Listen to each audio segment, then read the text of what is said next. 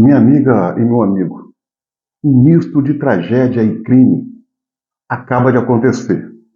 Morreu o preso político do 8 de janeiro após passar mal no presídio da Papuda. O nome dele, Clériston Pereira da Cunha, 46 anos, casado, conhecido como Clezão. Há 10 meses preso, sem nenhuma condenação, nesse processo descabido, nesse inquérito descabido do 8 de janeiro, que tem como relator o ministro Alexandre de Moraes. Clezão, através de sua defesa, no mês de fevereiro desse ano, apresentou um atestado no qual dizia que ele corria risco de vida se permanecesse no presídio, e que por essa razão estava pleiteando prisão domiciliar. A PGR analisou a solicitação, deu parecer favorável e enviou para o relator Alexandre de Moraes pôr em prática. E isso foi em 1º de setembro. Setembro, outubro, novembro. 3 meses. O ministro Alexandre de Moraes não analisou a solicitação de soltura. O que ocorreu no dia de hoje, Clezão veio a óbito devido a complicações. Nem a solicitação da PGR foi atendida. Sequer foi analisada a solicitação, pelo sim ou pelo não. E olha o resultado. Um preso político perdeu a vida na Papuda por estar preso no inquérito descabido, no qual tem como relator o ministro do Supremo Tribunal Federal, Alexandre de Moraes. Fica difícil, senhoras e senhores, fica difícil conter a emoção e fica difícil não se indignar. Fica difícil não se indignar. Esse senhor não trazia risco nenhum para a sociedade. O histórico dele não o comprometia. Ele poderia muito bem ser transferido para cumprir a prisão, ainda que ilegal, em casa, de forma domiciliar, com a tornozeleira. Mas eu não sei se por sadismo, estupidez ou ignorância por não conhecer as leis, o ministro não analisou. Aí eu pergunto, minha amiga e meu amigo, por causa desse famigerado inquérito do 8 de janeiro, nós já temos presos políticos, temos pessoas autoexiladas, brasileiros que têm que tinha até aqui uma vida ilibada, teve as suas vidas destruídas, perderam os seus negócios, perderam os seus bons nomes, sofreram uma espécie de tortura psicológica, prisões, na sua maioria, que não se justificam, um inquérito que não tem cabimento, nem encontra amparo no nosso ordenamento jurídico, e agora está aqui, óbito. Sem contar cassação de mandatos, cassação de direito político, agora, um óbito computado. Eu pergunto, quem vai responder por esse crime? Porque isso é um crime. Quem vai responder por isso? O ministro Alexandre de Moraes? O Supremo Tribunal Federal, no seu conjunto? Por ação ou por omissão? O senador por Minas Gerais, Rodrigo Pacheco, presidente do Senado e do Congresso Nacional, que de uma forma covarde vê tudo isso acontecer e nada faz? para fazer valer a nossa Constituição? Tudo isso é muito triste e preocupante.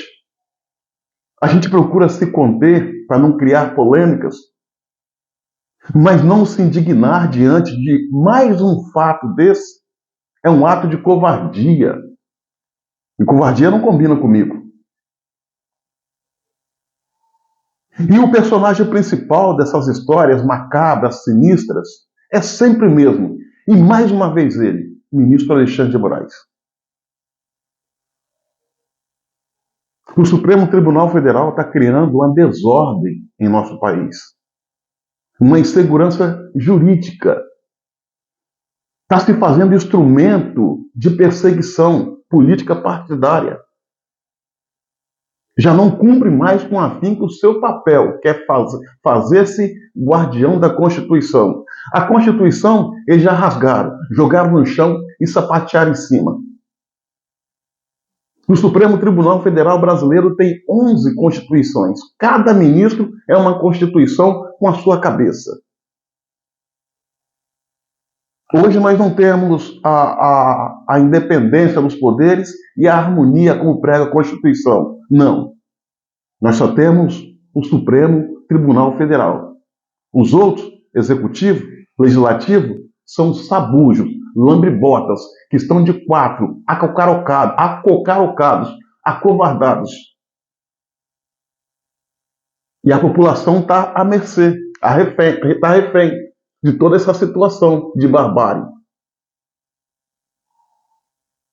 Um Supremo que não respeita a democracia. Um Supremo que não respeita as leis vigentes do nosso país. Apenas 11 homens que coloca de quatro 212 milhões de brasileiros. E ai de quem discordar deles, ainda que eles estejam errados. Paga com a liberdade e agora com a vida. Nós estamos perdidos. Nós não temos imprensa livre, salvo raríssimas exceções. Não temos justiça verdadeira que possa contrapor a tirania, a arbitrariedade e ao caravançará promovido pelo Supremo Tribunal Federal. Não temos Congresso Nacional, Câmara e Senado, que na verdade o que se vê na maioria esmagadora é um ajuntamento de covardes e parasitas, sugadores da pátria, serviçais desse sistema podre, como também não temos Forças Armadas, que há muitos virou as costas para a população brasileira.